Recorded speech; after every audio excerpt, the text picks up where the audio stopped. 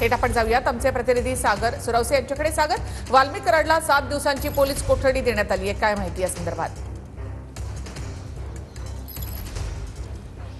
बरोबर आहे निखिला, खरं तर आपण पाहतो की गेल्या 2.5 तासापासून जे आहे ते या ठिकाणी सुनावणी जी आहे ते सुरू होती आणि यामध्ये दोन्ही बाजूने जोरदार युक्तिवाद जो आहे तो या ठिकाणी करण्यात आला आणि न्यायाधीशांनी या दोन्ही बाजूचा युक्तिवाद ग्राह्य धरून या संपूर्ण प्रक्रियेमध्ये 22 जानेवारी 2025 पर्यंत वाल्मिक कराडला जे आहे ते पोलीस कोठडी जी आहे ती सुनावलेली आहे। त्याचबरोबर म्हणजे एकंदरीत 7 दिवस ही पोलीस कोठडी जी आहे ती त्याला सुनावण्यात आलेली आहे। आपण पाहतो या ठिकाणी तर वाल्मिक कराडला आता कोर्टामधून बाहेर आणण्यात आलेला आहे आणि पुन्हा त्याला जेलमध्ये नेलं जाईल, ही थेट दृश्य आपण पाहतोय।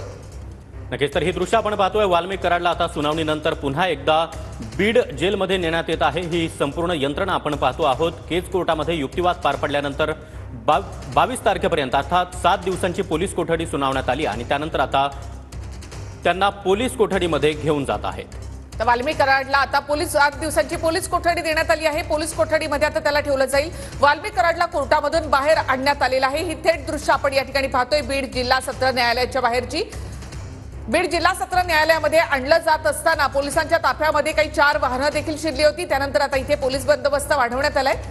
पूर्ण बंदोबस्तामध्ये आता वाल्मिक कराडला इथून नेलं जातंय, पोलीस कोठडीमध्ये आता त्याला ठेवलं जाईल। वाल्मिक कराडला कोर्टामधून आता बाहेर आणण्यात आले आणि आता त्याला पोलीस कोठडीमध्ये ठेवण्यात येईल। 7 दिवसांची पोलीस कोठडी वाल्मिक कराडला देण्यात आली। तर हे दृश्य आपण पाहतो आहोत। पोलीस कोठडीमध्ये आता वाल्मिक कराडला पोलीस घेऊन जात आहेत। 7 दिवसांची पोलीस कोठडी कोर्टाकडून सुनावण्यात आलेली आहे। अर्थात 22 तारखेपर्यंत वाल्मिक कराड आता पोलीस कोठडीमध्ये असणार आहे।